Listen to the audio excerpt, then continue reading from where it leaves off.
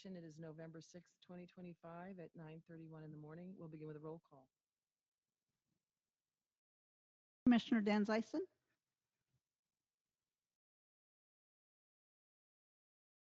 Commissioner Finter, Present. Commissioner Hernandez, Here. Commissioner Lawrence, Commissioner Layton, Here. Chairman Lindblom is on the way. Chairman Lindblom, he's on the way. And Vice Chair Millhaven, Here. Commissioner Rockwallick, Here. Commissioner Toma, Commissioner Whitney. I'm here. Chairman, we have a quorum. Thank you. This meeting has been noticed in accordance with Open Meeting Law ARS 38-431. Agendas are available within 24 hours of each meeting in the Maricopa County Planning and Development Office and are also available on the Planning and Development website 1 week prior to hearing at www.maricopa.gov/planning. Staff reports prepared for each agenda item shall become a part of the permanent record for each case. With respect to a hearing process, cases considered in the order they appear on the agenda unless otherwise agreed to by the Commission. For each case, the applicant will be given a set amount of time to present. Anyone wishing to speak in a particular case shall fill out a speaker's card for in-person attendance or raise your hand within GoToWebinar. The amount of time allowed for speaking shall be at the direction of the Commission Chair. Staff will provide the Chairman with names of persons who have registered and noted desire to speak and those registered participants who have raised their hand. The Chairman will call on each named participant one at a time. Chairman will conduct the hybrid in-person and virtual public hearing according to the bylaws and according to the rules established by the Chairman regarding public comment. Votes will be done by roll call vote only. The Chairman will verbally identify the specific members responsible for all motions and seconds. First item is minutes of October 9th, 2025. Are there any comments or corrections? Hearing none, we accept the minutes of October 9th, 2025, and we'll move forward to the continuance agenda. Madam Chair, Commissioner Z250003, known as Tonopah Logistics Center, District 4, is a Zone Change Industrial 2 IUPD for 62 acres in Tonopah.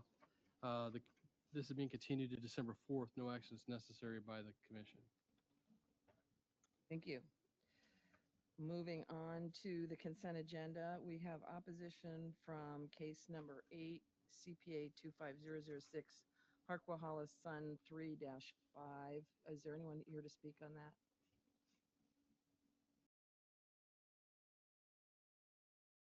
All right, in that case, we'll leave that item on the consent agenda. Staff, please proceed. Madam Chair, Commissioners, there are 9 consent items. They are Z250017, known as McHenry Buckeye Industrial in District 4. This is an Industrial 2 IUPD zone change in Hopeville at the west of the southwest corner of Yuma and Palo Verde Roads on 128 acres. There's no opposition. The recommendation in paragraph 13 is for approval, subject to conditions A through K. Next 2 items are related. They are CPA 250002 and Z250015, known as Harquahala Energy Generation Industrial Complex in District 5. This is a Industrial 2 IUPD zone change and a comp plan amendment to change the designation to utilities for 917 acres at the northwest corner of 499th Avenue and Camelback Road in Harquahala Valley. There's no non-opposition. The recommendation is for approval of the CPA in paragraph 18 and approval of the zone change in paragraph 19, subject to conditions A through L. Next 2 items are also related. They are CPA 250004 and Z250028, known as Dandelion Energy Park in District 5. It's a major comprehensive plan amendment to change the designation to land use designation to utilities, and a zone change to Industrial 2 IUPD for 2,358 acres southeast of Riggs Road and Avondale Boulevard in the Mobile area. There's no known opposition. The recommendations are for approval of the CPA case in paragraph 22 and approval of the rezoning case in paragraph 23, subject to conditions A through J. The next case is CPA 250005, known as Mariposa Energy Center in District 5. This is a major comprehensive plan amendment to change the land use designation to utilities on 1,944 acres at the southeast corner of Patterson Road and Litchfield Road in the Mobile area. There's no known opposition. There is support in a handout today. The recommendation in paragraph 17 is for approval. Agenda item 8 is CPA 250006, known as Harquahila Sun 3-5 in District 5. It is a major comprehensive plan amendment to change the land use designation to utilities on 5,462 acres at the northwest corner of 499th Avenue and Baseline Road in the Harquahala Valley area. There is opposition in a handout today, but no one appears to be present today to discuss the case. The recommendation is for approval in paragraph 12. Item 9 is C250022, known as Roosevelt Logistics Center, District 4.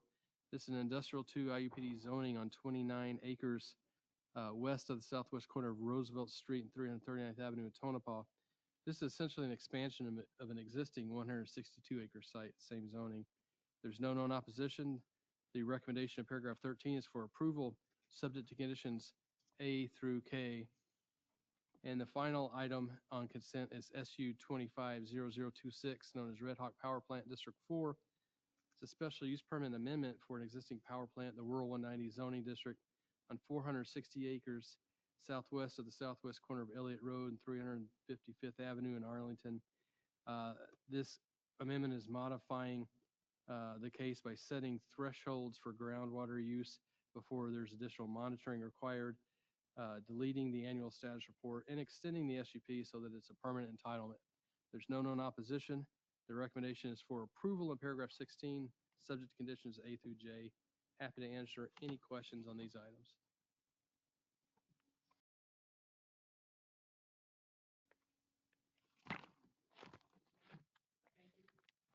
Thank you. I'll entertain a motion to recommend approval of the consent agenda. Vice Chair Millhaven, I would like to make a recommendation to approve the consent agenda as presented by staff. Do I have a second? Second. We have a motion by Commissioner Hernandez and a second from Commissioner Rock-Wallach. Was there someone wanting to speak? All right, we'll have a roll call. Thank you. Commissioner Denzison, Yes. Commissioner Finter, Yes. Commissioner Hernandez, Yes. Commissioner Layton, Yes. Vice Chair Millhaven, Yes. Commissioner Rock-Wallach, Yes. Commissioner Whitney. I vote yes, but I have a request. If the speakers could hold their microphones a little closer, I am having a real hard time hearing both Darren and Vice Chair Millhaven. Okay, thank you. Chairman, we have a motion recommending approval of the consent agenda by a vote of 7-0. Thank you. I was a yes as well. Oh, I didn't know if you heard the whole spiel.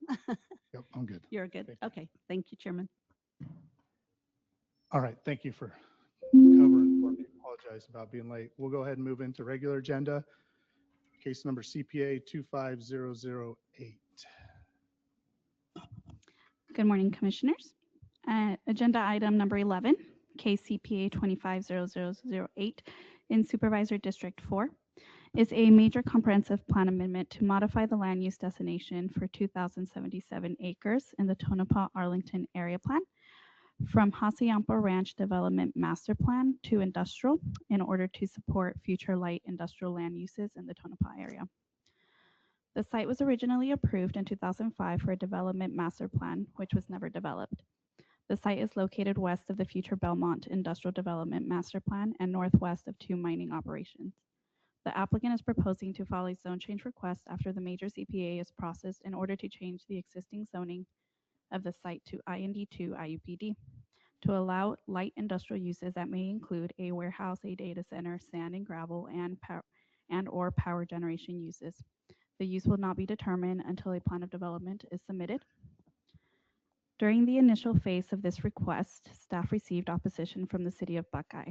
The applicant has met with the city to discuss their concerns regarding the impact an industrial use can have on the area.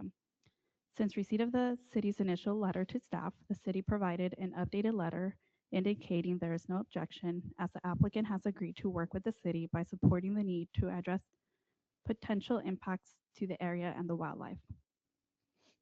The applicant states in their citizen participation plan that they did not receive any direct opposition, but they were in contact with the public to answer any questions or concerns.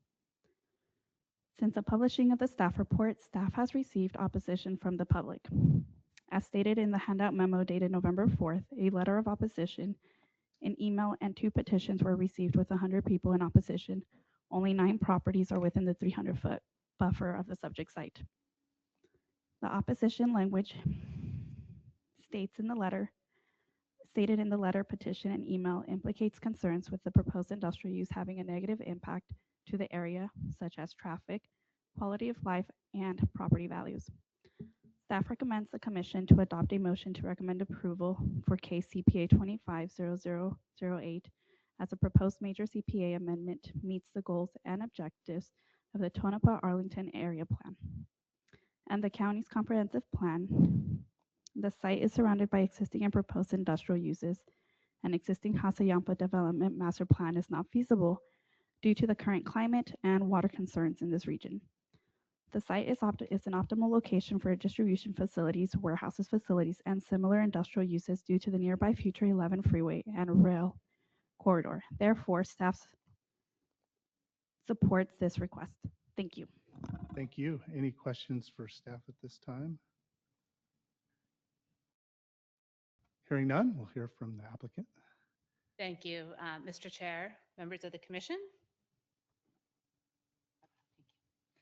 Wendy Riddell with the law firm Barry Riddell, 6750 East Camelback. My pleasure to be here this morning on behalf of Anita Verma. By the way, I appreciate that you guys have put a computer here for the visually challenged. That is a new development, so thank you very much. I'm here this morning on behalf of Hassayampa Ranch. The site we are talking about is over 2,000 acres. We are north of the I-10. We are out near 339th Avenue. The site itself was actually entitled back in 2008. It's pretty intensely entitled. You've got, 5,700 homes. You've got a mix of commercial, a golf course, elementary schools, fire stations, utilities. This is a vision that has not come to fruition, and something I'm going to explain a little bit here as to why. I should mention it actually not only was there a DMP on this site, there's actually zoning. So it's zoned for these uses and has been for quite a while. So we are here seeking a major comprehensive plan amendment for the Hassayampa Ranch development to modify this designation to industrial.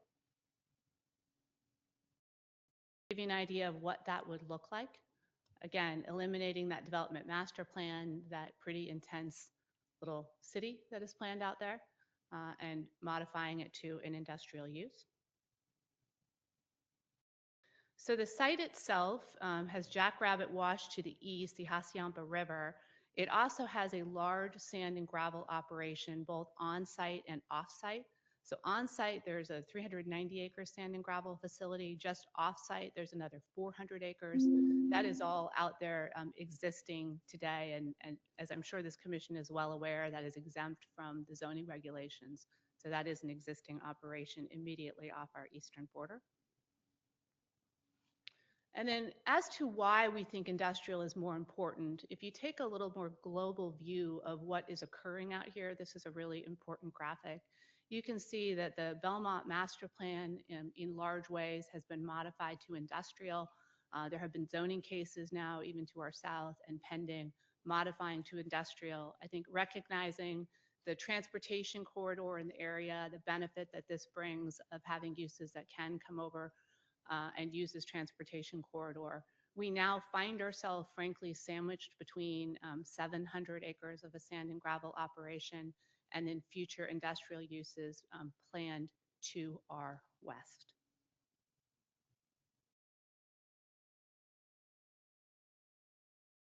So even again, just expanding upon that, I know on your agenda today, postponed a little further, there is a request to rezone to IND3 IUPD industrial uses in our immediate area. So what we are proposing today is consistent with the comprehensive plan, as staff has indicated to you. It helps achieve that balanced development. It contributes to the effective regional economy and helps ultimately to establish infrastructure in the area. And it is also consistent with the Tonopah Arlington area plan to preserve that Hacienda Ranch. We did have a very productive dialogue with the city of Buckeye. We've agreed to some certain restrictions that we've now placed in our narrative to make sure that we abide by their concerns. We also have had very recently a dialogue and started a dialogue with the neighbors that live in the area. That's something we look forward to continuing, particularly as we move forward on a zoning case where I can talk about specific stipulations, setbacks, and things we can do to address their concerns. With that, Mr. Chair, as I mentioned, collaboration with Buckeye that has taken place here. They are no longer in opposition. And with that, Mr. Chair, members of the commission, I'm happy to answer any questions that you have and would respectfully request your approval. Any questions for the applicant at this time? Thank All you. right, hearing none, we'll go ahead and hear from those that wish to speak in the public. I have two cards. We'll start with Kathleen Fletcher.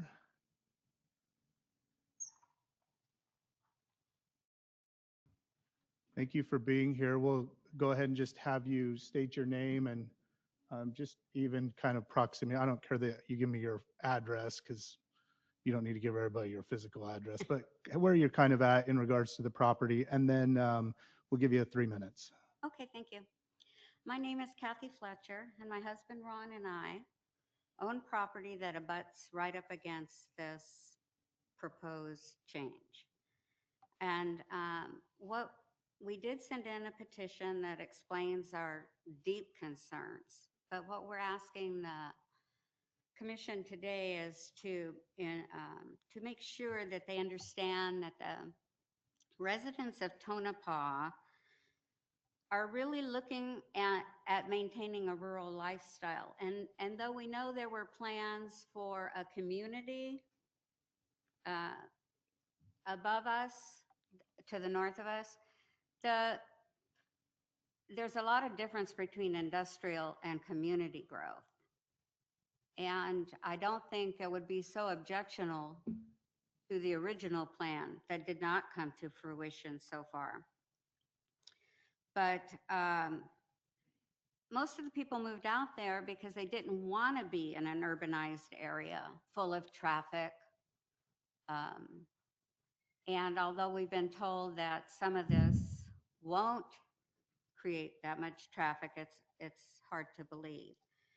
We're extremely concerned about the environmental impact on the desert. It seems like Maricopa County in particular is developing a lot of industrial and solar farms.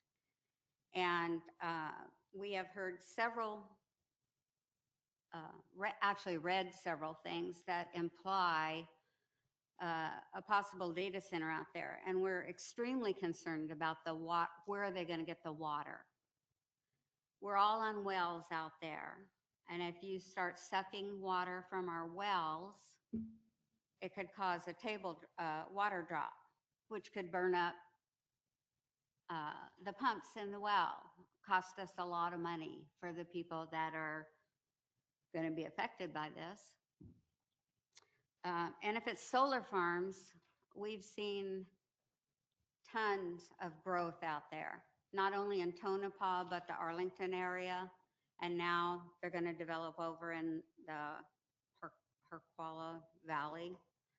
I don't even know how to say that. I don't either. You're good. But you know what I'm talking about. So, and they seem pretty excited about the expansion of their area. And so we're just asking that the commission really, and we're putting a lot of trust in you, that you will evaluate how the residents really feel about this. And you can tell by the 104 signatures, we not only got the people that were within the 300 feet, but we got them below us and across the road from us on Tonopah Siloam, which is also Indian School Road if you go to the west, to sign our petitions plus the electronic ones that were put online. If you could wrap up, that'd be great. So I guess that we're just really concerned about protecting the lifestyle that we all moved out there for, and the peacefulness for number one.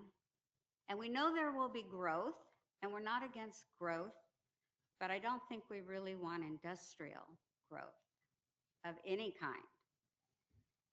It doesn't do much for property value, and if it surrounds us, it definitely isn't going to do it. But that's all I have to say. I'm sure that you will be looking at the petition and our longer concerns. I tried to do a Reader's Digest version. Thank you. But I would like to extend a special thanks, and she's not here, but to Ms. Sawyer for the she works for the attorneys, and to Ms. Camarillo Quintero, the planner for Maricopa Planning Development. Their responsiveness was instrumental in helping me and some of the people that we got to talk to and meet in our area understand the proposed changes. And I would also like to extend my appreciation to the commission for thoughtfully considering the community's concerns and helping preserve what makes Tonopah special. Thank you. Appreciate that. As I was digging through my backpack, for my badge to come in, I pulled out a picture of about 30 years ago when I lived in Gilbert, and you could see just farm fields all the way to the superstitions. And so we're very mindful of it. We've seen growth, and now it's not like that at my home. It's surrounded by growth, but we do consider it. So thank you. Appreciate your time. All right, James, is it Reve. Hervé? Yes. Thank you. Good morning to the board and everybody else attending, and thank you for allowing me to speak. My name is James Reve. I'm one of Kathy and Ron's neighbors. I am also butt right up against the borderline of this proposal, and we will have a great view of these giant buildings that we don't want. This area is very flat for the most part, other than a lot of washes, and again, the washes bring up water concerns of where this water is going to go. But we went house to house and talked to the whole community in the area. Although there's only 7 to 9 people directly touching this borderline, that seems relatively benign, that we're only affecting 7 to 8 people. The whole neighborhood, we're going to be surrounded by this proposal. It goes on all 3 sides, including access roads. So we're going to be essentially just blocked off. This is recreation for people that like to go horseback riding, off-roading, hiking, biking, and even wildlife research. There's a lot of wildlife out there, and I'm sure with a lot more research, you'll find that this wildlife is endangered. We have the owls, we have the hawks, we have the roadrunners, and all the other Gila monsters and stuff like that that are rare for this area. Saguaros everywhere, which of course, as you get closer to the city, those all disappear. I understand this is a relatively rural area, but you'll be able to see a massive building, whether it's 1 story high at 60 feet or however large this building is, all the way to the I-10, which is about 4 miles away. And everybody in the entire neighborhood that lives on both sides of the Indian School Road will be able to see this on a daily basis. The construction, of course, there's other concerns with how long it's going to take. Heard could take 10 years to build this area. So we're going to have to deal with the dust, the traffic, these trucks, the noise, everything. And especially someone that works from home, I'm going to have to deal with it just 24/7, never get away from it. And there's just so many environmental considerations. There's recreation considerations. We'd rather keep it into a residential area where we can make a bigger community. Of course, there's other small commercial areas that would help support that community, but we would be willing to suffice with that before we want large construction projects that are really going to cut us off from the natural wildlife that we moved out there for. All right, if you could wrap up, that'd be great. Yep, absolutely. I really kind of hit on all the points I wanted to talk about, and I really hope that you and the board and the rest of the community helps to make a determination not to pass this and leave it residential. I wish more people could have been here today, but obviously on a Thursday at 9 o'clock, we couldn't get everybody here. They all have to work. Unfortunately, we were the only three that were able to take time off to make it this distance, about an hour away. So I appreciate everybody's time, and that's all I have. Thank you. Thank you. And we do read the letters that come in as well. And so we did hear and see many of the other people's issues as well. So thank you. Thank you. If we'll have the applicant, do we have any online? Nobody online indicating that. Thank you. Applicant, come back up if you'd like to Mr. address any of Chairman, those issues. members of the commission, I'll be very brief. I think, frankly, these folks, Kathy, they have valid questions and concerns. And I think we have the ability to work with them on a 2,000-acre site as we bring our zoning application forward. I think there is plenty of area for us to make sure that they can maintain their quality of life and their rural lifestyle through setbacks. There's, as you know, this commission has challenged us in the past to be very creative with our land plans and how we approach things. And that's very much what we anticipate we're going to be doing here. I always hate when I have to bring a comp plan amendment and I don't have the actual development plan to share. It's very challenging. It's unfortunately a requirement of state law that I do it this way and bring the comp plan forward. But we do look forward to engaging with these folks and working with them and coming back with a plan that can do our best to address their concerns. Thank you. Any questions for the applicant? Appreciate it. We're done with you then, I think. And we'll go ahead and open it for we'll close public comment, open up discussion amongst the commission. Any comments or? Yes, I'd like to say something, Jimmy. All right, go ahead. Let's see. I really understand your concerns, those folks of you who live in the area. And we have heard this as time comes forward. Development is going to happen. I understand where you're coming from, but I also look at the alternative, which is 6,200 residential homes. That's going to use more water than industrial, as far as we know. We agree with you about the data processing centers. We've had discussion about that in the past.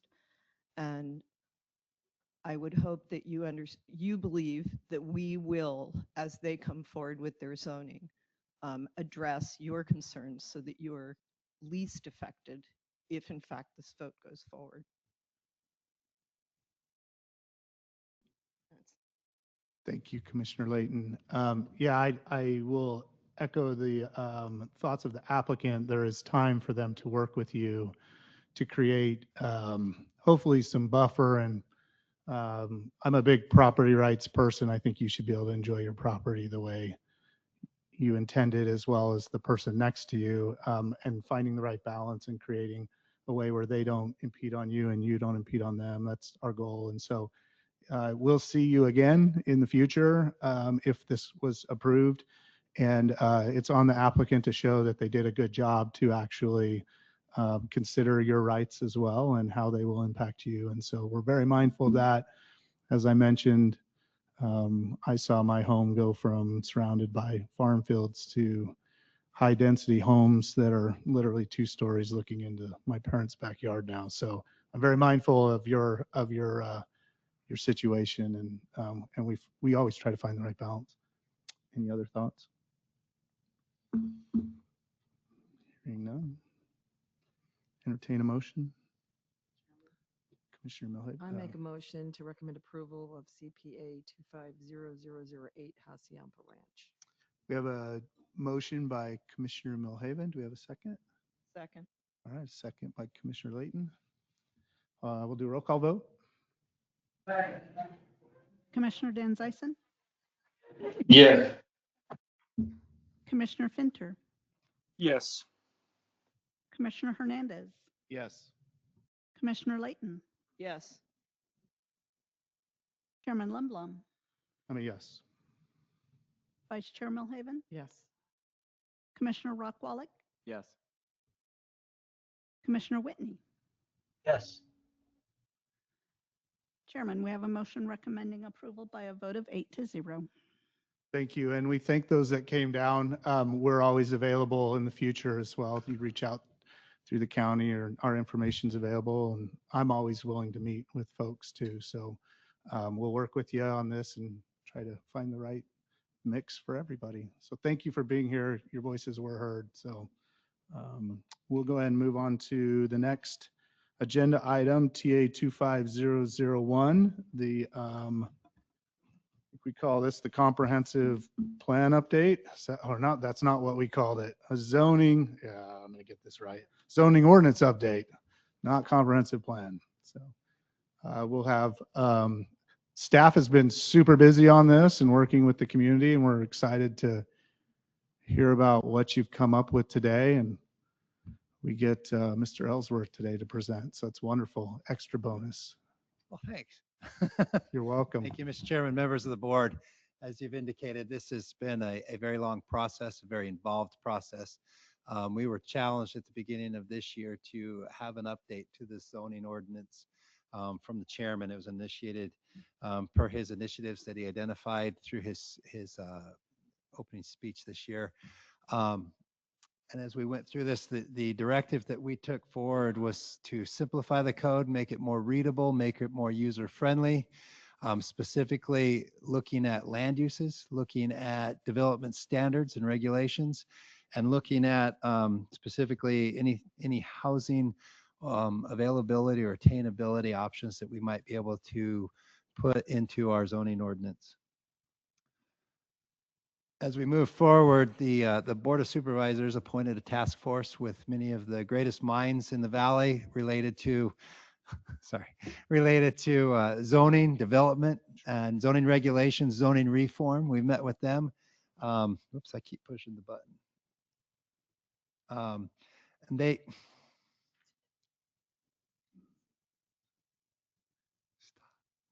hang on. They focused on six focus areas when we met with them. Those revolved around the development standards, housing policies, permitting and administrative procedures, use regulations, rural and infrastructure considerations. This was a big discussion yesterday with the Board of Supervisors, and the public health and safety nuisance controls. So as we went through this, let me move to Nadia, can you control that? Okay. Thank you. As we went through the update, the public participation was integral to this process. Between February and October of this year, staff conducted extensive outreach. We held 2 stakeholder workshops, both in person and virtual. We had a questionnaire that was received and had over 300 respondents. We initiated a draft. The draft ordinance was received, and we received input from over 150 individuals. All of this input directly shaped the draft that's before you today. It's to ensure the final recommendation reflects both the technical best practices and community perspectives. Next slide. Over these next few slides, these are key updates to the zoning ordinance. You have the zoning ordinance. So the zoning ordinance itself is a very thick document. As we went through it, staff started with a red line version before we began this process. And so it's become this very thick document. So it was very important to us that we got that out in front of the public. We used the Conveyo system to put the draft out there, to accumulate comments. We met weekly on those comments, tried to adjust where we could. And so what was put before you today is that best effort. As we went through there were things that were very easy to put in, and there were at least 3 issues that we want to talk about today as we come forward. But what I want to do is highlight some of the things from the ordinance. For policies and definitions, it clarified and expanded definitions, including emerging technologies. Battery energy storage systems and data centers were among these. We currently do not have any standards or definitions regarding those two uses. And we'll be discussing the battery energy storage systems later on in the presentation. It consolidated 201 land uses into 137 within a single streamlined use table. It standardized measurement and rounding rules to improve clarity and consistency. Under development standards and design, it introduced, next slide, please. It introduced tables and charts to display development standards for quick reference. It adjusted setbacks, building heights, and landscaping standards across zoning districts. It modernizes parking regulations to allow parking studies, shared parking, and reduced requirements for self-storage facilities. Next slide. Administrative and process improvements. It moved temporary use permits to the Planning and Zoning Commission. Currently, the temporary use permits heard by the Board of Adjustment, which meets monthly, which means if somebody submits for one of those, there's a 4-week delay. By moving it to this process, you can get to a TUP discussion in front of this board within 2 weeks. It updated drainage and violation and compliance in that section to align with current practices. Throughout the document, we simplified language and formatting to improve usability and readability. Next slide. Additional improvements included a reduction from 17 chapters to 14.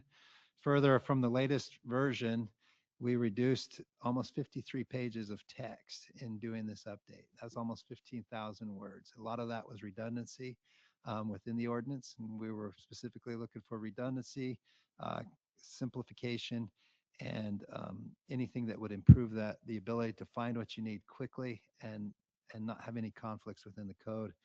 We added new graphics and tables, something that was missing from the old code. It was very text heavy. It becomes very easier as we're discussing zoning regulations if we can point to a figure inside the regulation itself to describe setbacks, to describe where encroachments could be allowed. This becomes very usable and necessary as we introduce the ADU part of this ordinance. We consolidated land use, as I mentioned. We integrated functions and quick links into the ordinance. This will be a fully functional, linkable document so that as you go through that table, it'll list that there is a section of the code that regulates that use. You can click on that and it will go to that section of the code versus needing to flip through and find that on your own. So with all of those updates, we've included something that is very user-friendly, more usable, more simple. We've tried in every instance to add flexibility into the code where we could. Look at use by right to not require things to unnecessarily come before this board for discussion. Next slide. This is a slide that represents what the new development standards table look like. Currently in our zoning code, this is all text formatted. So this clearly goes through and defines by zoning ordinance or by zoning type what those development standards are. It becomes very clear. It becomes very easy and simple to compare between zoning designations themselves of what is a setback in this one versus that one, where currently you would be flipping back and forth actually between chapters to do that. Next slide. Along with that, this is the portion that eliminated a ton of text from our code. This is a one simple, no, it's not simplified, but it's a one table that lists all of the land uses available in Maricopa County. It categorizes them and it puts them within their various zoning districts. It allows for which ones are permitted with certain conditions, which ones require a special use permit, which ones aren't allowed. The very last column is where that link would be for where you could go find the further regulations associated with that land use category. So this is a very significant update to our zoning ordinance. Next slide.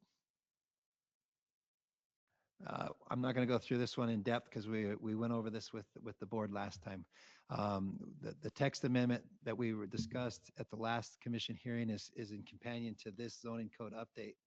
We are required by state statute to have our ADU regulation adopted by the end of the year. So if for any reason the overall update were to stall, that text amendment we discussed last time would proceed forward in December to the Board of Supervisors.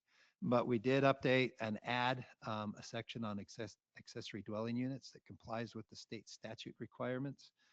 Next slide. We also included regulations related to short-term rentals. Well, let me go through this real quick, just as a provision. In state statute, state statute allows or requires that we allow up to 2 dwelling units or 2 additional accessory dwelling units on a residential property, with an allowance for a third accessory, detached accessory, or a second detached, but a third accessory dwelling unit on property over an acre. So what is in the code is a differentiation between over an acre and under an acre. Under an acre, we're allowing accessory dwelling units to be 75% of the primary dwelling or 1,000 square feet, whichever is less. That is per the state statute. Over an acre, we're requiring that an ADU be not more than the primary dwelling unit. Just back to a comment that we received from the board last time, and a clarification is that if somebody currently has 1,000 square foot home, it meets the setbacks and they want to build a bigger home, they can now make that a primary dwelling unit as long as it's meeting the setbacks for a primary dwelling unit, and designate the older home as an accessory dwelling unit. Perfect. I wanted to make that clarification. Thank you. Next slide. Next slide. So short-term rentals. Currently in our zoning code, we do not have any regulations associated directly with short-term rentals. State statute allows the counties to institute an ordinance that would regulate those. In this, we are codifying what is in the ordinance that allows us to do that. Specifically, we are stating that a short-term rental is not allowed for commercial events. That requires a special use permit for public assembly, special gatherings, weddings, signage, retail food. STRs may not be rented, leased, or occupied by arrested sex offenders. Lessees may not include such individuals as member of the renting party. That is a provision in the state statute that they provide for the local jurisdiction to make that determination, and it was important to the board that we include that as well. Next slide. Oh, back up one. On short-term rentals, we are limiting it. This is something that is unique in our code. We are limiting short-term rentals to, state statute does not allow us to prohibit short-term rentals, but we are limiting it to 1 short-term rental per property. State statute further states if an ADU is on the property, that the owner must occupy the property to rent out the ADU or the primary property as a short-term rental. So we have put that into our zoning ordinance as well. So there are stricter regulations on short-term rentals within our zoning ordinance. Next slide. That brings us to one of the topics that will be a lot of discussion today, I believe. As we went through our public process with our zoning ordinance, 3 things popped up. One of those is battery energy storage systems. The other is regulations in the Wickenburg Carefree Highway Scenic Corridor area. And then a third is a cleanup. Let me start. Well, I'll start with battery energy storage systems. Let's do that. Okay. So He knows it's one of my buttons. Just for the room to understand. It's primarily going to probably be the discussion today. Yes. So battery energy storage systems, we have seen significant number of those come through the county before this board and before the Board of Supervisors. In our zoning ordinance today, there's not a definition on those, and there's no specific regulations on where they're allowed or what specific setbacks may be required to these systems. What we are proposing in the zoning ordinance is that there would be a separation from the property line to a BESS system of 100 feet. We are also further recommending that between the BESS unit and the closest existing residential dwelling unit, it'll be 500 feet. Where these recommendations came from were through the past couple of years of negotiating these as they came through. Most of them require a rezone to industrial, and as part of that, we are aware of what the use was. There's been significant conversation in front of this commission and the board on a case-by-case basis of what is the appropriate distance.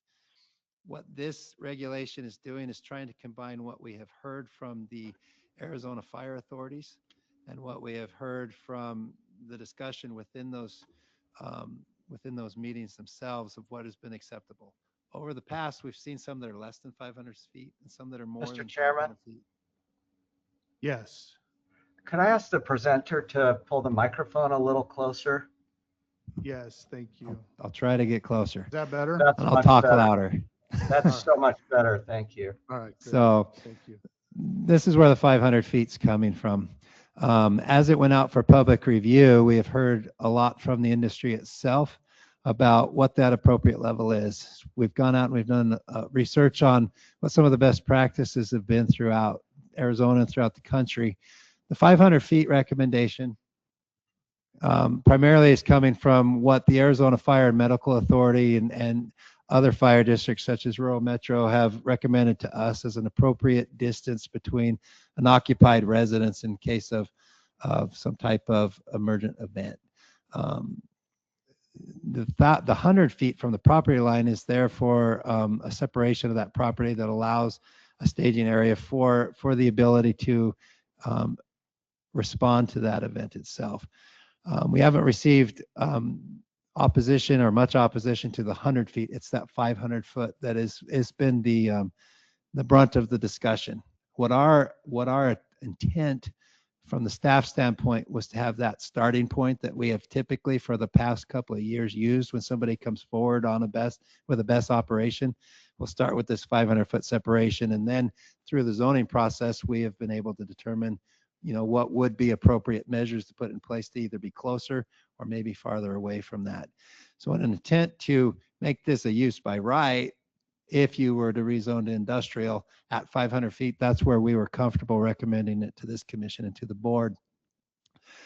We've received several and I'm losing my voice, communication from the industry that there be a different standard inside that industry. Thank you. So as this moves forward, our recommendation as we move forward is that we codify this at 500 feet. However, this is something that's still ongoing. And so with the board and the communication today, what we're looking for today is a recommendation to the Board of Supervisors on the overall zoning ordinance update. This would be part of that recommendation. And I know that we have people here to discuss this particular topic. If the commission doesn't feel comfortable making that recommendation, we would ask that any recommendation moving forward to the Board of Supervisors would exclude this with the direction to come back with further information, further discussion, that we could give you a more informed discussion, that you can make a more informed recommendation to the board on this specific section to the zoning code update. So, Mr. Chairman, with that, I could pause my presentation here and we can talk about that issue, or I could finish my presentation. Let's go through it. Okay. And then because I don't know who's here for what, and we'll hear from folks and then we'll dive into it. Okay. So let's move on to the next slide. As we go through this, these are the letters from the fire marshals. Every fire marshal we heard from was supporting the 500-foot separation. Next slide.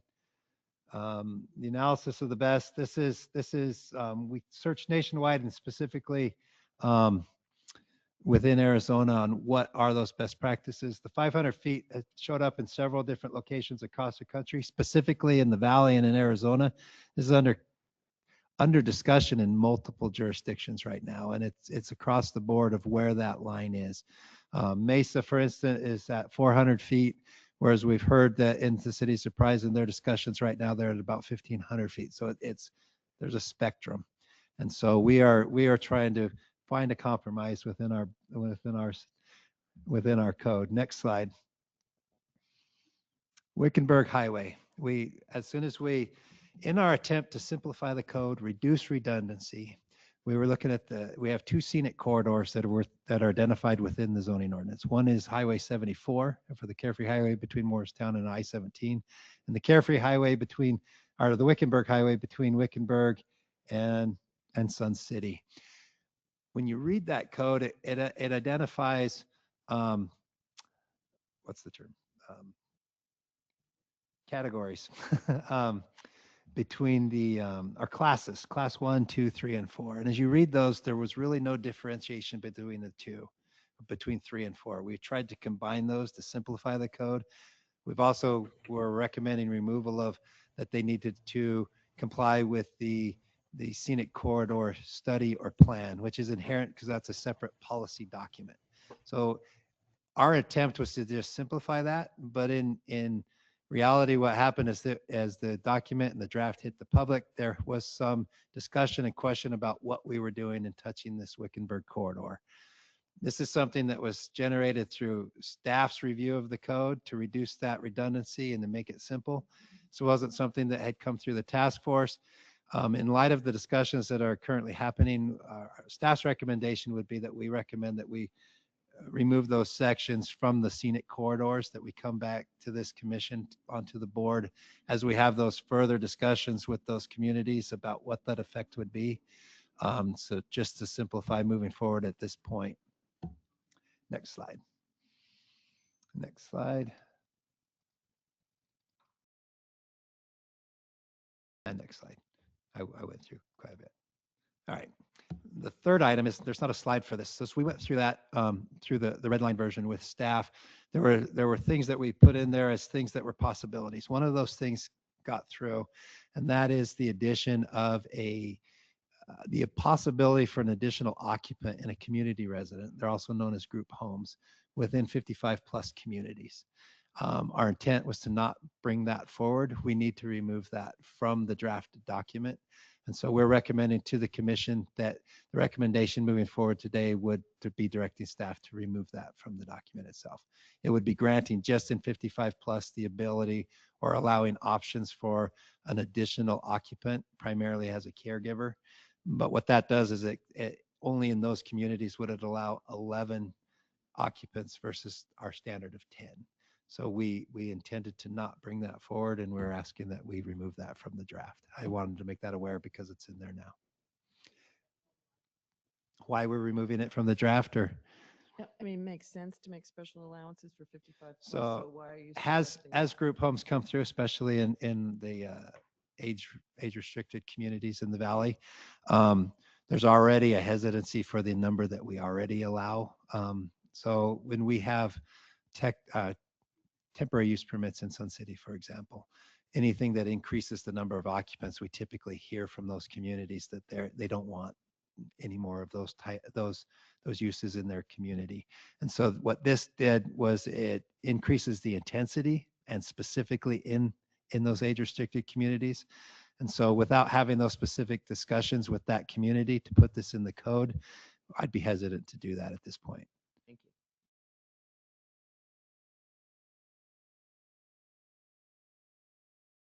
And so it concludes my discussion. I'm up for any questions. The timeline of this is that we are looking for recommendation today to proceed forward to the December 12th Board of Supervisors hearing for the board to consider the update and the modernization of the zoning ordinance. Okay, great. Thank you. Any questions at this time for staff before we open it up for public comment? Okay, Commissioner Milhaven. This doesn't relate to anything you mentioned, but relates to the plan. And I've spent a lot of time around multifamily housing and was always curious why multifamily, because the argument can be made that multifamily housing is a commercial use, and was wondering, would it be, or what would prohibit us from defining multifamily housing as a commercial use, which would make it by right allowable in commercially zoned districts? So that is a great point. It's something that we had discussions with through our task force. One of the things that is fairly unique about the existing ordinance, it is an incremental ordinance as it exists, and we've kept it that way. All commercial zoning ordinances also allow all uses by right in the multifamily zoning districts. So currently today, you can build an apartment complex on a commercially zoned property. So it's already the case. Okay, Correct. Mr. Chair, Go ahead. I have a question about the permitting of short-term rentals in the ADUs, or the limiting of.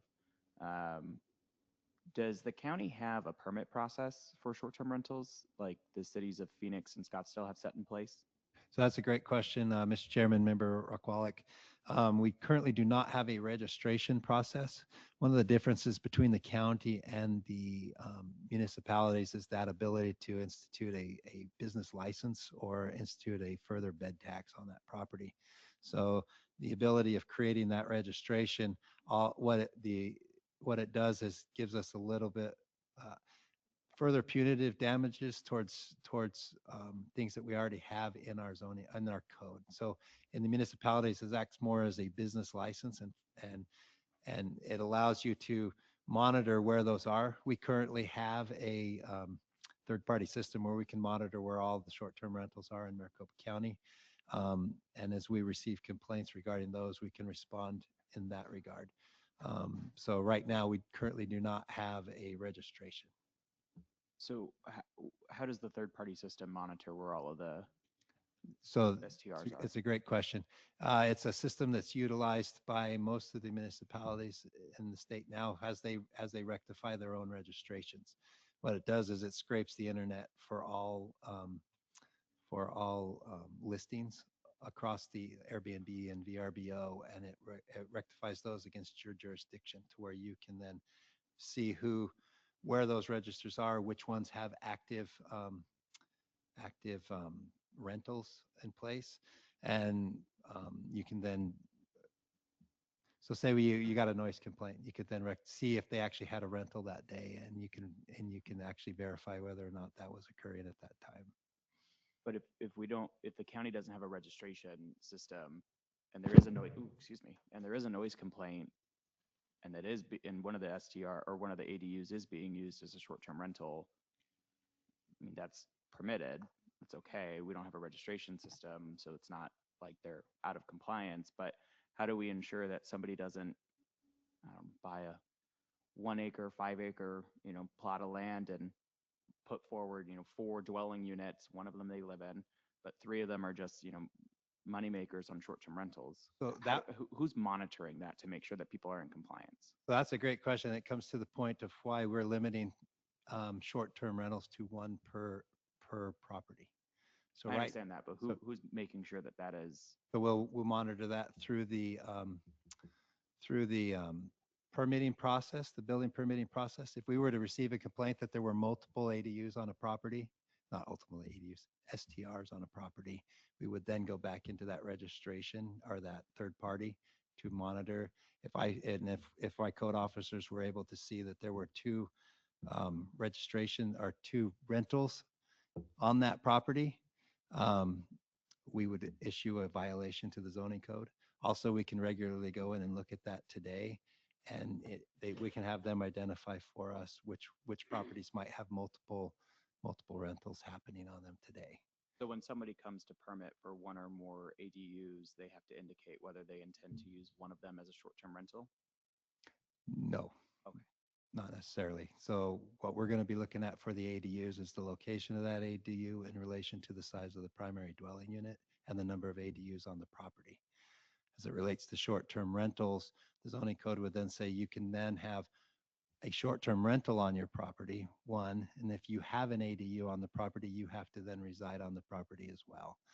And then we get into some that is in compliance with state statute. And then we're going to have to get creative on enforcement on how we actually gather that evidence. But we're putting that in the code to comply with the state statute. Thank you. Thank you, Mr. Chair. Darren has Thank something. you, Commissioner Rockwell. Mr. Chairman, Commissioner Rockwallick, from a code enforcement perspective, historically our problems with short-term rentals haven't been a short-term rental themselves, but the fact that they're being used as party houses. And those we enforce not through any type of registry. We simply look for advertisements, and site visits can usually prove that out. Thank you. Any other questions at this time for staff? All right, hearing none, we'll go to public comment. I have 6. We'll give 2 minutes each. We'll run the timer, ask questions, and we'll go from there. Do we have onlines, just out of curiosity? How many, if we do, how many? We do. I don't have an exact number, but Okay. I'm just looking for 1 so far. All right. Yeah. Let's start with Andrew Yancey. Come on down. That was a Price is Right joke, but it went over everybody's head. Yeah.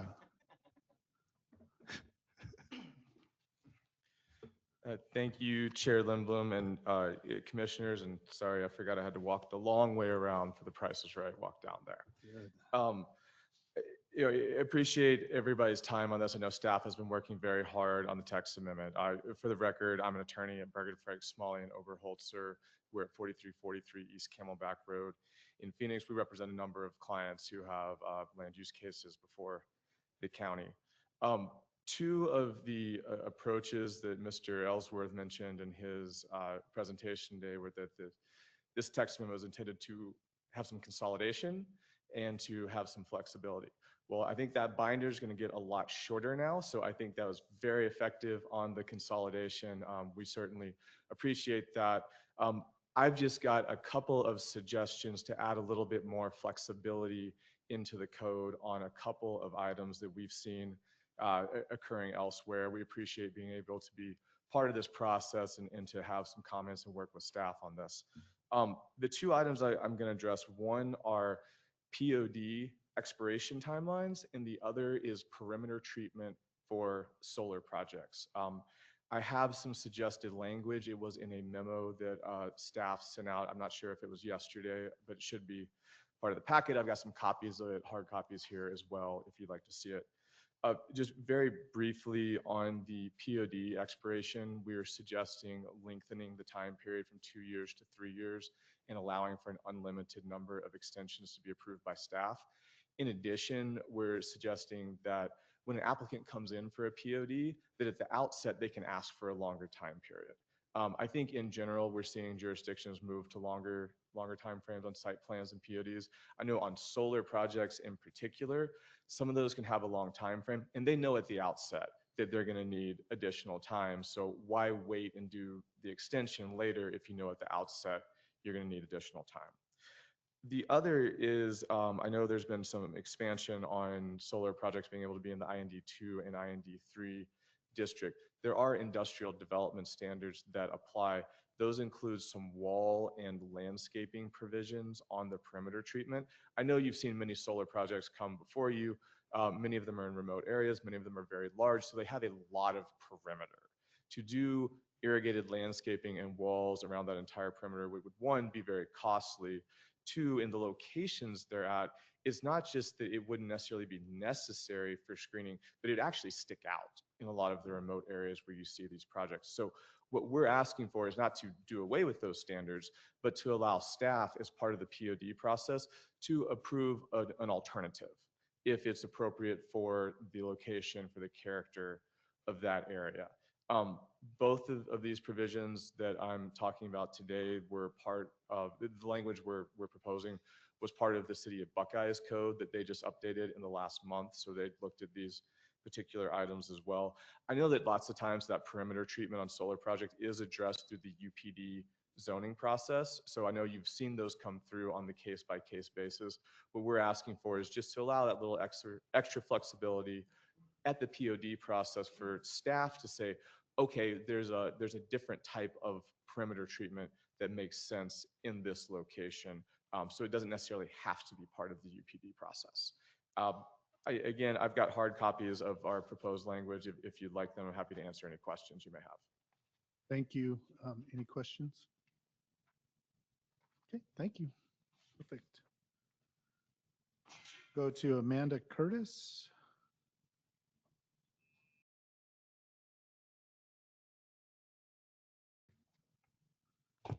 Hi, excuse me. My name is Amanda Curtis, and I am representing Mormon Women for Ethical Government, or MWEG. MWEG is a nonpartisan grassroots organization with members throughout the state of Arizona. As women of faith, we believe in our responsibility to be good citizens in our communities and good stewards of the earth's resources. We applaud the Commission for updating and modernizing the Maricopa County Zoning Ordinance. We appreciate the thorough research, transparent process, and citizen participation the Commission is undertaking to make the ordinance more accessible, readable, and user-friendly. We are grateful for the consideration given to expanding housing needs in the county. We are especially interested in the management of new and emerging industries and technologies in the ordinance, such as battery energy storage systems. Thus, we believe families and local businesses should have access to reliable and affordable electricity, especially at a time when residents are seeing their monthly energy bills continue to rise. We are concerned that the 500-foot minimum separation requirement in the current draft would eliminate significant portions of the county for best siting. This is unfortunate since BESS can play a vital role in ensuring the stability and affordability of the county's electric grid. We suggest aligning the separation with the National Fire Protection Association Standard 855, a standard applied to other sensitive receptors. A larger separation is mainly driven by safety concerns from fires caused by past generations of BESS technology that would not comply with today's NFPA standard or the state of the industry and technology. The modern state of BESS technology and the comprehensive package of safety measures in NFPA 855 is reassuring. Furthermore, Maricopa County is a model for other counties throughout the state when it comes to renewable energy ordinances, and we are concerned the separation requirement might set a precedent for similar restrictions that would limit Arizonans' ability to benefit from BESS technology. Additionally, Arizona's fast population growth paired with new data centers is putting extra pressure on our power grid. With a 40% increase in demand expected over the next 15 years without careful planning, Maricopa County families and businesses could end up paying even higher electric bills. BESS is an important part of the solution. Its pivotal technology enables increased use of affordable, renewable energy sources. We have submitted more detailed comments in writing. Thank you for the opportunity to comment today, and thank you for your service to our county. Thank you. Appreciate your comments. I share a lot of the same thoughts. So thank you. We'll go to Julie Moore.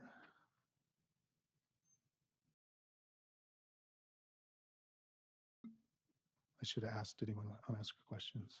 Members We're of the good. All Planning right. and If you'll speak close to that mic, it will help those that are online. Thank you. Members of the Planning and Zoning Commission, thank you for the opportunity to speak. I'm Julie Moore. I'm a retired battalion chief from the City of Surprise Fire Medical Department. I'm here to talk about how Maricopa County zoning changes will impact battery energy storage systems, BESS. Allow me to speak about safety. I was there in Surprise, and I have firsthand experience with what can go wrong. There's no disputing that Surprise was a tragedy. The event was extremely unfortunate, but it served as a driver for battery safety improvements. Those improvements have made today's battery projects safer and fire departments better prepared. Beyond code changes to NFPA 855 and International Fire Code Chapter 12, we've also seen big safety changes. Battery systems used to come without proper ventilation. They had walking enclosures and lacked comprehensive emergency response plans. Now many have been replaced by modern installations with advanced venting systems and remote shutdown capabilities that run 24/7. Modern battery projects also have smart thermal management systems and early detection sensors. All of these systems make BESS safer. Lastly, I'd like to talk about setbacks and their impact on energy infrastructure.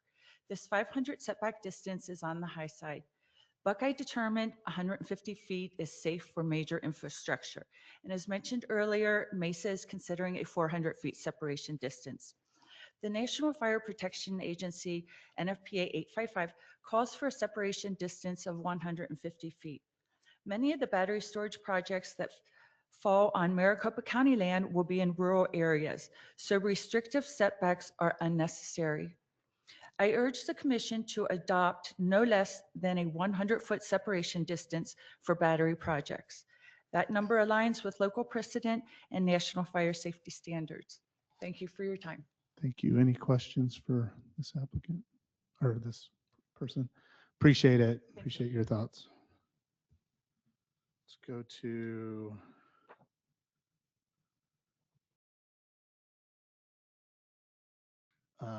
Sipand Alizadeh. You can tell me if I slaughtered that.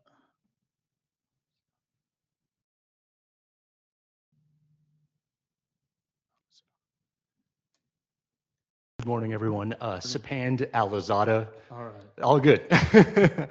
With the Arizona Technology Council, 2800 North Central Avenue, Suite 1530. And I am here to discuss the updates to the BES and also the setback requirements and separation requirements. So Arizona Technology Council is a trade association of nearly 800 tech companies, and many of our members are solar companies. And these institutions, these businesses are thriving in Arizona. Now, when it comes to BES facilities, they are rigorously tested, rigorously permitted before any dirt is turned on any project. Also, many of these facilities, if not all, follow the International Fire Code and the National Fire Protection Association standards. And these standards that have been mentioned by the previous speakers are developed after thousands of hours of research and feedback from fire safety professionals, insurance specialists, maintenance technicians, manufacturers. So these standards that have been mentioned are very, very rigorous and very, very well tested. Now, we understand the concerns about safety with BES facilities. We understand the need for setbacks and separation requirements, but the 100-foot setback and the 500-foot separation requirement from residences are just way too rigorous, way too, they're too restrictive. And that's going to impact where these are built in Maricopa County. And when that happens, jobs are affected, economic benefits are affected, permitting fees, tax revenue, et cetera. That can all be lost if these projects are not cited or they don't move forward. So we are requesting that you all move forward with what the NFPA 855 recommends.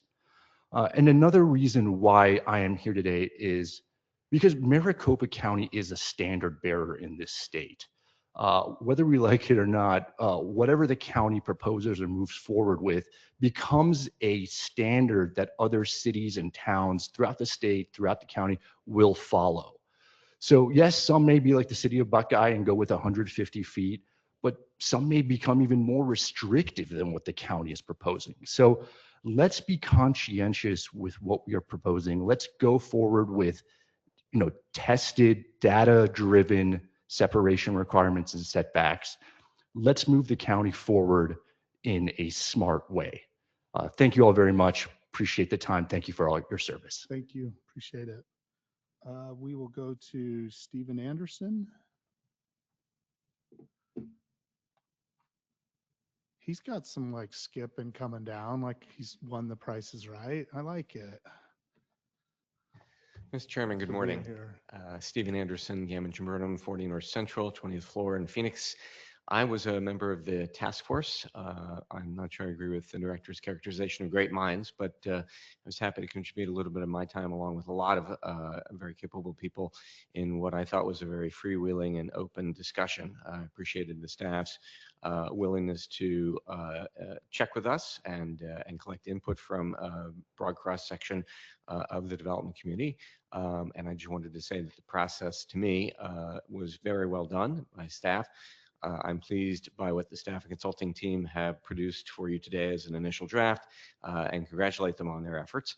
And I think that what you're seeing in the substantive discussion today is reflective of that. 1,000 different items have been reduced to a handful. So again, my compliments to the staff, and I appreciate the commission working with the staff to make sure that we get this across the goal line. Thank you. And thanks for being a part of it. I got on a few of those calls and it was a lot of great minds. And I felt like I didn't know anything as a result of all the expertise there. So thank you. We'll go to our last person, Ben Graff, on behalf of APS. It says. Thank you, Chairman. My name is Ben Graff with Quarles and Brady at 2 North Central Avenue, Phoenix, Arizona. I am here today on behalf of APS and our specific comments and feedback on the proposed ordinance.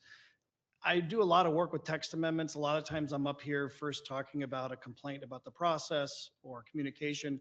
It couldn't be more the opposite. With this process, I really do want to point out through Mr. Ellsworth, Mr. Gerard's leadership, the communication and process has been phenomenal, down to just personal responses on questions with the ordinance. So APS's concerns today have nothing to do with the process in general. And we do want to compliment on the process. It's a kind of a paramount example of how it should be done. So our concern is, and thank you, by the way, earlier on your agenda today, you expanded the SUP for the Red Hawk APS generation facility, which will eventually, with that expansion, be able to provide many, many, many more megawatts to Arizona and to our citizens. And there's the catch.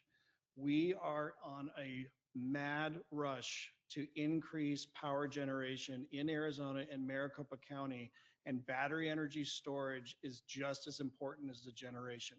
It is directly linked to how that energy is stored, how it's not wasted, and how the grid is stabilized. And we need more, not fewer, parcels within Maricopa County that qualify for battery energy storage. And that's where my precise point on the 500 feet comes in today. The 500-foot requirement to date has been pushed forward by county staff as a preference. And it's been a good discussion because we've been able to look at each site case by case. Some meet the 500 feet, maybe on one side, on another side, maybe they only hit 200 feet. It's been a loose discussion to figure out what's best on a case by case basis. You compare that to a hard and fast 500-foot rule. The consequence that hasn't been brought up today is APS, we're the ones that are putting out the RFPs to battery energy storage developers. Those developers are coming to the county to find the parcels. With a 500-foot requirement, you will reduce the number of parcels exponentially that our RFP responders can identify. That's the rub. What I would recommend instead, because the National Fire Protection Association has already done the studies, they've already looked at what the separations are. We have a national study and standard of 100 feet.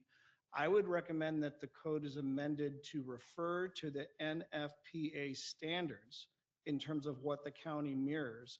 But let me take staff's side for one moment. Your IUPD overlay is a phenomenal zoning tool. It allows this commission and staff to increase and decrease development standards on a case-by-case basis. Why I'm saying that is if you are referring to the 100 foot as the standard in the ordinance, you still have the opportunity on a case-by-case basis to look at a battery energy storage facility and say, you know, with this one, on this one side, we'd like the applicant to increase the separation. That still is in your discretion because of the IUPD overlay. So that would be my recommendation. So this commission, so the board can look at it a case-by-case basis. And I do want to thank staff because, you know, we've been having discussions on these best projects all throughout Maricopa County for many, many years, and the team has been phenomenal to work with. So we appreciate it. Thank you. Mr. Chair. Yeah, go ahead, Commissioner Rockwell. Please. You're here on behalf of APS, so hopefully you've got an answer to this. If not, then I will defer to staff. But in looking through this, these changes, there's notations of public utilities, and public utilities also refers to substations. And substations are found throughout all types of zoning, from residential to industrial to commercial. Do you happen to know the setback requirements for a substation? I do not offhand, Chairman and Member Rockwallick.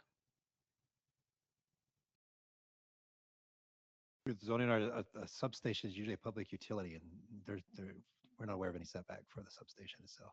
Thank you. Any other questions? Thank you, Mr. Graff. Thank you. Thank you, Mr. Graf. Thank you. We had someone online? Yeah. Was there anyone else in the audience that wished to speak that has not? I don't have any other cards. Okay, we'll go to online. Okay, so I have Autumn Johnson online and I've enabled her mic. Autumn, if you're there, we'd like to hear from you. Good morning, Chairman, Commissioners, and staff. Are you able to hear me? We are. My name is Autumn Johnson. I'm the Executive Director of the Arizona Solar Energy Industries Association, or ARISIA. My comments are directed towards the BESS component of the ordinance. We work on energy policy statewide at every level of government in Arizona, and ARISIA has been involved in similar solar and battery storage ordinances in Buckeye, Eloy, Mesa, Surprise, Mojave County, Navajo County, Apache County, Yavapai County, Chino Valley, and Gila Bend. First, thank you for the work that has gone into these updates. We submitted detailed written comments on October 17th. And today I just want to highlight a few additional points. And I apologize in advance. I expected the time limit to be 3 minutes, and so I might slightly go over. Our goal is not to oppose regulation. We understand the need to develop reasonable, clear, and defensible ordinances for utility scale solar and battery storage. We only ask that clean energy projects not be treated more onerously than other land uses, and that zoning rules do not unintentionally block or penalize renewable development. We appreciate the progress staff has made, including improved clarity to the definition of battery energy storage systems. We support distinguishing utility scale systems from smaller behind the meter systems. Homeowners and businesses installing storage primarily for their own use should not be subject to the same standards as a grid level project. We encourage the county to apply the same clarity to the definition for solar. There are currently multiple solar definitions within the text and none clearly exempt distributed generation. Just as you separated BESS by scale and purpose, solar needs the same distinctions so that the ordinance applies only to utility scale development. Next is the setback issue, and I agree with the other speakers. We support requiring nationally recognized standards such as NFPA 855 and UL 9540. We also recommend that setbacks be measured from the equipment and not the property line. In addition, we urge the county to adopt the City of Buckeye standard of 150 feet. This distance is consistent with NFPA, the American Planning Association's stated national setback average, and the Phoenix Regional Standard Operating Procedures Best Policy. The national average is 50 to 150 feet. If Maricopa County were to adopt 500 feet, it would be the largest setback that's been adopted in Arizona that I am aware of. Surprise gets mentioned lots by different jurisdictions, and that ordinance has not moved forward and is an extreme outlier. We strongly support inclusion of a waiver provision. The city of Eloy uses this tool effectively. A waiver does not reduce safety. It simply gives the county flexibility when a specific site has unique attributes that justify an alternative approach while still meeting the intent of the ordinance. Then two final points. First, expiration timelines. Solar development frequently takes longer than 2 years due to utility and transmission coordination, and the expiration period should be lengthened or allow multiple extensions so that projects are not forced to start over through no fault of the applicant. And second, regarding landscaping, industrial landscaping and buffering standards are not appropriate for solar projects, which are large in area and use minimal water. We ask that solar be exempt from those industrial landscaping requirements or that staff be allowed to administratively approve alternatives. Thank you again for the progress already made and for considering these refinements. We want to ensure that any ordinance the county adopts is fair, predictable, and does not place clean energy at a disadvantage compared to other land uses. We look forward to continuing to be a resource for the county, and we also support staff's proposal to hold the best component of the update to spend more time on it, as we really believe that the 500 feet is not appropriate. Thank you. Thank you. Is there anyone else?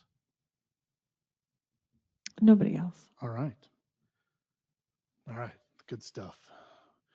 Let's dive into this.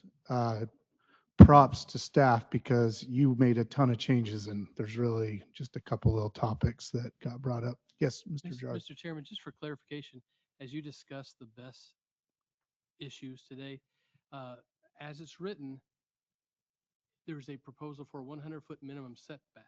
Chairman, we can't hear online. Thank you.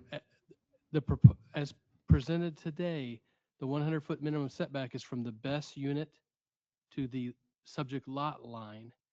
The 500-foot minimum separation is from the BESS unit to an off-site residential dwelling unit that exists today. Okay. So if a site is in an isolated location and there's no existing residential, that's not going to be applicable. Okay. So just keep that in Thank mind you. as you discuss that today. Go ahead, Commissioner Milhaven. So if, I don't know why anybody would want to do this, but if somebody bought the adjoining lot and wanted to buy a residence, would they be required to be 500 feet from the BESS unit? No, it's written as existing residential. It's a separation from existing residential, not residential zoning, not future So residential. if I came in and built a house, I could build it, whatever the setback is, 10 feet, and I'd be good. So now I'm 110 feet from the best because it's new construction. That's correct. And if you built your best, you could build it as long as you meet the 100-foot setback. If there's no existing residential anywhere, that's not going to apply. Thank you. All right. Commissioner Chairman, Hernandez. Yes, so on this, on the best language now, I know we've had a couple cases recently where there was an existing residential unit, but the applicant spoke with the resident and they were completely okay with the project. And the way that it's written now, is there still an opportunity for, a case-by-case scenario if, the neighborhood that's there is, hey, we're fine with it, that they can go ahead and do it? So what the attempt in our regulation is to set a by right type distance. So what we're trying to avoid is needing to come in case by case on every instance. What we have right now is almost every instance they need to rezone to industrial first, and with that they ask for the IUPD, as Mr. Graff mentioned. The difference is if you meet it, you wouldn't need to even come in front of the commission to have that discussion if you have the zoning. The difference is if you don't meet it, then you would need the IUPD, and we could have that case by case if you wanted to go less than that distance to that existing. So yes, the way it's written, there's still the option for the case by case. I was gonna say the way Mr. Graff brought it up is almost opposite of the way we're viewing the IUPD. The IUPD is there for the greater standard to be reduced. We can't increase a lesser standard. So if we set it at 100 feet, there's no mechanism. That becomes the entitled distance. There's no mechanism for the county to say, hey, we think it needs to be greater, because it's already codified in our zoning ordinance that you can have it at that distance. So the overlay always reduces a standard. It never really increases that standard unless it's brought up. So we couldn't, what's it? Unless the applicant agrees to that, yes. Yeah. Yeah, because we've had cases where well, in the past, we had no standard, correct? Correct. Okay, thank you. We just had a recommendation. I can think on one case off of Olive and Cotton Lane, where we did impose the 500 feet, but in the last 5 years, I can't hardly think of any that have been less than 500 feet from a residential. We did have the one over off of Avondale Boulevard, and the applicant or the people next door were absolutely fine with it, so it was a non-issue. So I guess what I'm leaning towards is I'm 100% okay with the way that it's written right now. Mr. Chairman, to what Commissioner Hernandez is speaking to, we've probably, I don't want to exaggerate, but at least a dozen cases over the last year with best units, with the recommendation of an IUPD for 500-foot separation. We had the one in Avondale, and there's been a handful of others that were reduced. But it wasn't just the neighbors agreeing, it was local fire marshal giving the thumbs up to a lesser standard. Correct. We've only had one project that was actually denied based upon the question of a 500-foot separation. That was the one on Olive Avenue, and they came back, redesigned, and got it approved. They bought more land, didn't they? If I remember right, but. I believe yeah, they may have Yeah, I acquired. think he owned all everything there. He just moved it. But Had to get more land. Yeah, They acquired land in one dimension and had to redesign to meet that dimension. They didn't acquire land the other way. thank you for clarity. This is where I stand on this. We have seen a lot of cases that have been out in the outskirts. I have seen municipalities start to use this easement, this setback, as a way to essentially make it where they preclude the use because they didn't want any more of them. I work with a group that is focused on energy, being able to supply. It's a business coalition that really focuses on the future and the changes that are going to be needed to meet the 50% more in the next 10 years. I mean, literally what we have produced in 100 years, we've got to do in 4 or 5 years. And the technologies will change. And where I'm at is we're at a time period where we should be looking to create the least amount of restriction to anything that's has to do with transmission and generation, unless there's a compelling reason. And for me, I have not heard a compelling reason why we have to go to 500 feet. There was, as Miss Julie Moore indicated, I think she might have left, but there was a really tragic accident many years ago that one of our former commissioners, it was his nephew. And that's why this has had a lot of heated discussion in the past too. And the design standards are totally different. And for example, there was a BESS fire on an SRP facility last month in the city of, I believe it was Surprise. And I'll read this. Let me find it. This was a report on it. I can find it. Give me a second.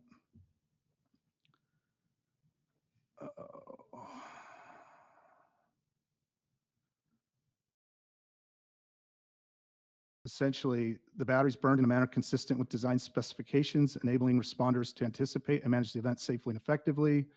The gas concentration dissipated to levels that did not pose a risk to public safety. The Peoria Fire Department monitored on-site air quality during the incident, did not raise any public health concerns.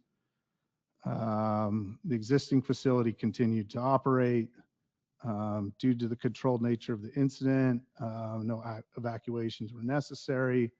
Adjacent containers were actively cooled with water to prevent thermal runaway or ignition, and they didn't spread to the neighboring modules, right, or whatever they call them. I have yet to hear someone in this room, and every time we've had BESS come up, why we got to go to 500 feet. And I agree with Mr. Graff that by putting this restriction on, we limit the number of parcels that this could potentially impact in the future. It may not impact a current SRP or APS plan, but it could in the future. And why are we adding extra barriers when there's not a compelling reason? That's where I'm at. And there's a national standard which was cited like 10 times in this room today that says 100 feet after they've done all the testing, all of that. I think the local fire that we've gotten input from have said they're okay with the 500 feet. They're probably great with 1,000 feet too. I don't know if they're great with 100 feet and 100 feet instead of 100 and 500. I was going to call one of them on the way here, but I did not get to it. And so that's where I'm at. We currently allow people to put these in their home in a smaller scale, on a residential scale. They put battery systems in their homes. We allow it. And so that's where I get really jumpy about the 100, 500 is I don't understand why. If there is a compelling reason, then let people come down here, talk to us. But by right, I feel like we should go to less. And that is my personal opinion. I would like to adopt the national standard. I'm certainly not going to hold up all this work of the great county to like do that. But I really struggle with the 500 feet. Mr. Chair. Yes, Commissioner Rockwell. I see you did, you have been able to pronounce it. I got it. I got you down now. Yeah, I got you. I would agree with you. I think going to the national standards makes the most sense.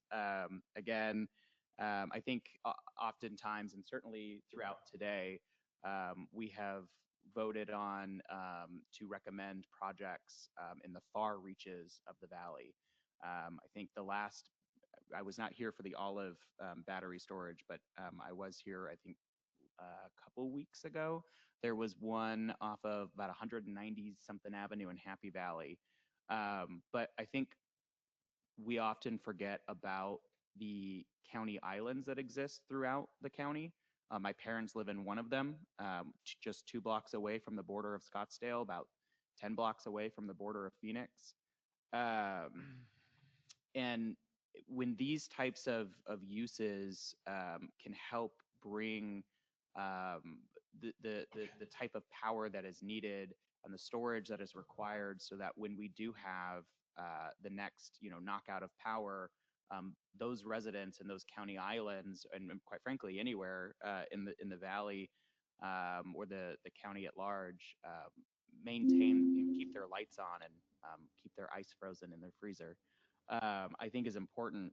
I found it very interesting that we do not have setback requirements for substations when substations are also pose a hazard and a fire risk. I had an opportunity to tour a substation some time ago. We were not even allowed to get within a certain amount of feet of the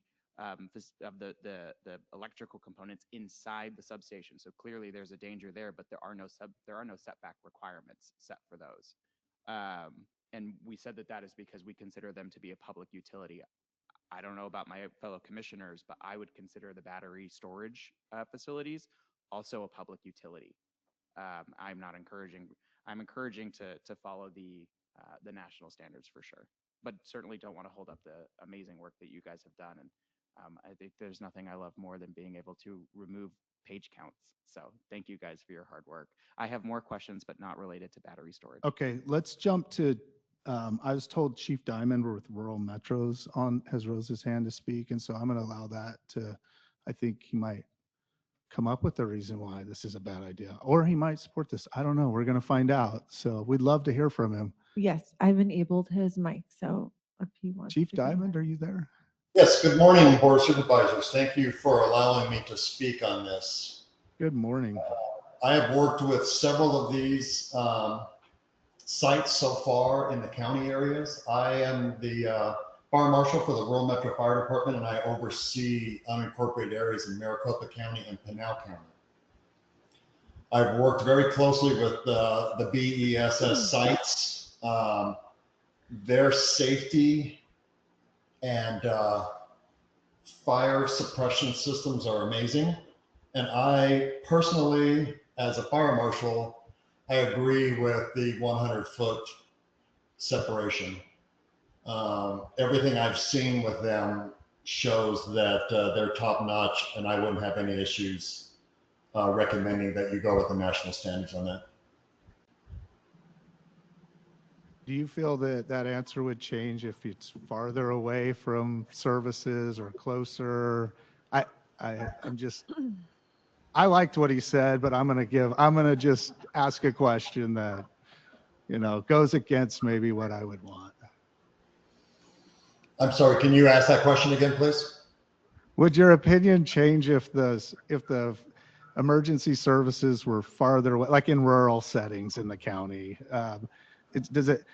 What I'm getting at is I'm trying to find harm to the resident in the case of a fire. Like I've struggled to find how a residential unit's going to be at risk. Does your opinion change if it's, it takes 10 minutes for the fire truck to get there versus 3 minutes? That kind of question. Okay. Not with their safety systems that they have in play and the distances they have between each one. Also, they work very closely with all the local fire departments with their safety standards and their response guidelines. And a lot of times with the response guidelines is we will respond and just monitor if there's a fire. So no, it would not change for that for me personally. Thank you. That Absolutely. wasn't planned. I don't know Chief Diamond, so I didn't. I've been on for with the Vermont Fire Department Fire Prevention for 32 years now. Great. Thank you. So anything I can do to help, I appreciate it. And I appreciate your letting me speak on this. And thank you, Board of Supervisors. I appreciate it. Thank you for calling in. Mr. Gerard, did you? Mr.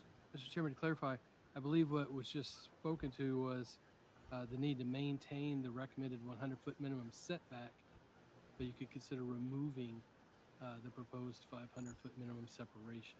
Oh, yes, correct. I'm all for that. Yeah. Thank you Correct. for clarifying that. All right. Thank you, Chief Diamond. I have a quick question for staff. Yeah, let's go for it. In relation to these setbacks, I know one of in the conversation that we're having and whether national standards or to just remove the 500 as you had just mentioned.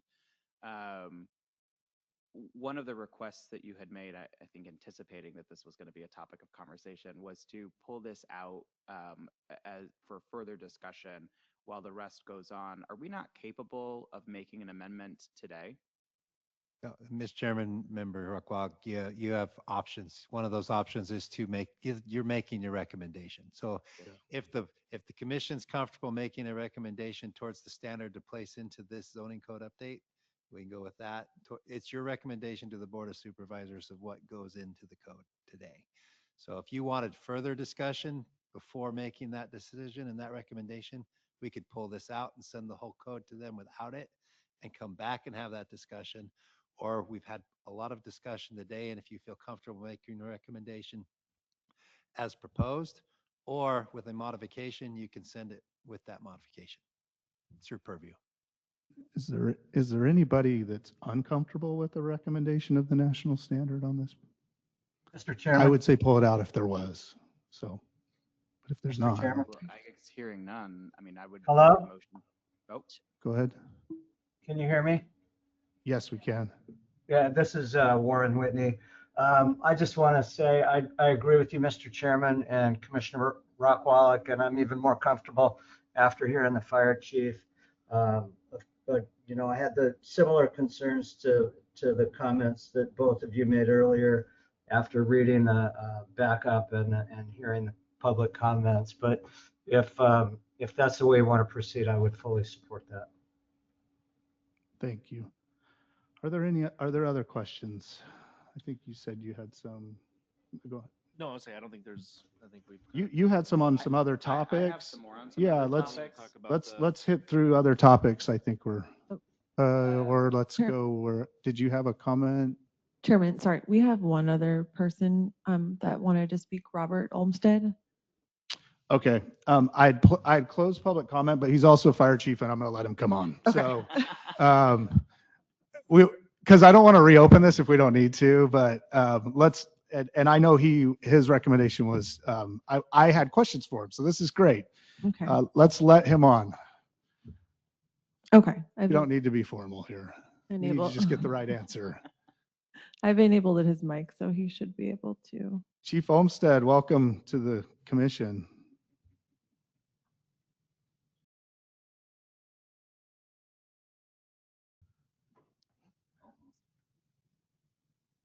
Are you there? We still can't hear you. If you're there, you might be muted on your end. Chief Olmsted, your mic is enabled. So if you can unmute, please. There it is. I think we hear you. Are you Chairman, there? members of the council, hear me? We can. I apologize. I'm driving from one meeting to another. I appreciate the opportunity to comment. My name is Robert Olmsted. I'm the fire marshal for the Arizona Fire and Medical Authority. I wanted to take the opportunity to comment because we have at current 10 completed battery storage projects within the boundaries of the authority, with another 13 under development. I do want to clarify a couple of things when we talk about the national standard. As currently exists, under the national standard, there are two formats for setbacks. One is called a remote installation, and the other is a non-remote installation. A 100-foot setback is for a remote installation, and the difference there is that with a remote installation, it alleviates the need for a fire suppression system inside of the battery storage container. A non-remote installation has a setback of 10 feet, and that requires a fire suppression system inside the storage container. Most of our installations in the Arizona Fire and Medical Authority are remote installations, and frankly, I like them that way because that gives me some setback. And the 100-foot setback is the generally accepted safety distance were there to be. It's not really an explosion, but it's called a deflagration, less than 10,000 feet per second explosive event in the battery storage container. So that's why the 100-foot setback. We have had, and this is why I wanted to comment on the 500-foot setback. You noted that I'd probably be happy with 1,000 feet. That's not really true. I'm really comfortable with 500 feet. The reason I want more than 100 feet is that we have had 2 fires in battery storage systems in our area, and my concern is for the smoke that comes from that event. Typically, that smoke goes up and dissipates the most recent testings that we have on the smoke from battery storage containers indicates that it is very similar to that which comes from a house fire, but there is some heavy metals in that as well. And that's from recent UL testing. So I do want to see more than 100 feet setback, because what I really don't want to start doing is evacuating houses if we have a fire in a battery storage system. So the 100 feet setback is for explosive safety. That's not to say that there's no danger after 100 feet. I appreciate the opportunity to comment. Thank you. Thank you. You say more footage. What would your number be? 1,000? Well, my favorite phrase over the course of my career has been that I'm paid to be paranoid. Yeah. So, there's not really anything in the National Fire Code that talks about setbacks to specifically to residential occupancies. So I've done a lot of, when we had our events, our fire events, we did some, had the hazardous materials teams come in and meter for toxins in the smoke. And we didn't find anything in those two events at 300 and 400 feet. But I'm also not going to tell you that there are no readings either. So I'm always going to argue for more, not less. I know 500 is a lot of distance for a lot of people, and I understand why they would like it to be closer. My job is to protect the public, and I feel like we can absolutely do that at 500 feet. Yeah, understood. Thank you. And I appreciate you calling in. You were on my list to try to call before this meeting. So yeah, certainly understand your job and appreciate your role. And we're trying to find the right balance between keeping lights on and keeping people safe. So we'll keep at it. Thank you for your time. Go ahead, Mr. Ellsworth.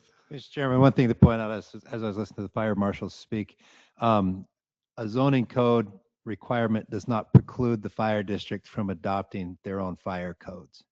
So if within their fire districts, they were looking for greater safety, they could adopt those codes as well. Thank you. Okay, yeah, we don't, when we get a building permit, we submit to the fire district for a review. Perfect. For their code. Thank you. All right, let's jump to some other questions. Commissioner Rockwallach, you have a list? Yeah, I just have a quick question. Well, a couple quick questions depending on how the response is. So I noticed for data centers, battery energy storage systems, that they're allowed in industrials zones 2 and 3, but subject to a POD. In reading about the plan of development process, usually that is run concurrently with a zoning or a zoning change, but if a site already has the existing zoning, how does one achieve a POD? Okay. Mr. Chairman, Member Rockwallach, that's a good question. Right now, currently as it sits, plans of development, a lot of municipalities will call them a site plan review. In Maricopa County, that's an administrative review process. Basically, it's an application to us. We'd review a site plan administratively up against what was approved through the zoning, against the zoning, and that gives you that zoning clearance as you go through your permitting process. So the plan of development or site plan approval is administrative. If you're coming in prior to permits, you get that review, then you can submit for your permit. As it relates to the expiration date, which came up, I don't know if you had a question on that, but right now they currently expire after 2 years with the option to get an extension for another year. I have no opposition to continuing our an unlimited number of extensions because it's an administrative process. Sure. So currently in Maricopa County, if your POD expires, you're just submitting back to staff for an administrative review of your site plan again. So if we wanted to add that, we could. And if I could add, Mr. Chairman, Commissioner Rockwallach, Go ahead, Commissioner Gerard. the POD is not a data center issue. All development in industrial zoning, commercial zoning requires a plan of development. Thank you. I want to comment on state land's comments. State land, as it relates to data centers, state land encouraged you to also allow them under C2. You do not allow them under C2 under this change, so I want to thank you for that. C2 is really for retail and services, not for the type of industrial usage that a data center is. However, in the definition of data center, I have a pause for concern, but I don't know if this is going to change the usage of such or the ability for them to be developed. But when I hear APS's representative, Mr. Graff, say that APS is in a quote unquote mad rush to increase power availability and understanding the power draw that data centers have across the power grid for both of our providers, EPS and SRP, when our definition includes the ability for crypto mining or crypto processing, that kind of makes me a little angry as a ratepayer, that I would be paying, potentially seeing an increase in rates due to the energy draw of a data center that is used to mine cryptocurrency for somebody else's personal gain outside of I guess, their own business. So I don't know if that removal would, I don't know, limit the ability for a crypto miner to build a data center in the county or not, but that's problematic for me. But I'm one person. Mr. Chairman, I believe it was just an example of things that occur within data centers. It wasn't an intent to provide or eliminate it. So if we wanted to eliminate that reference, we could, but I don't know that it would eliminate the ability to use it that way. An example is an example. Okay. Thank you. That's all I have. All right. Commissioner Hernandez, you had a couple questions or a question? No, from the way I understand it, there's a couple things that we need to address as a commission on whether we're going to allow the Mr. Yancey's additional language on the POD expirations, correct? And the solar project perimeter treatment, right? We just need to say whether we accept his language, if we want to send that up to the Board of Supervisors. Correct. The way it is. Okay. And Mr. Chairman, I've tried to write a list for you. All right. I believe what I've heard among your discussion is if you were to recommend approval of the ordinance as proposed, but with removal of ability for an additional occupant at 55 plus community residences, removal of any changes related to scenic corridors, Yep. removal of the 500-foot minimum separation for BES, and addition of POD validity for 3 years with the ability for unlimited extensions, and addition of administrative waiver for solar utility scale solar perimeter landscape treatments and screening. So let me ask on the perimeter solar screening, what do we currently require? 6-foot solid wall.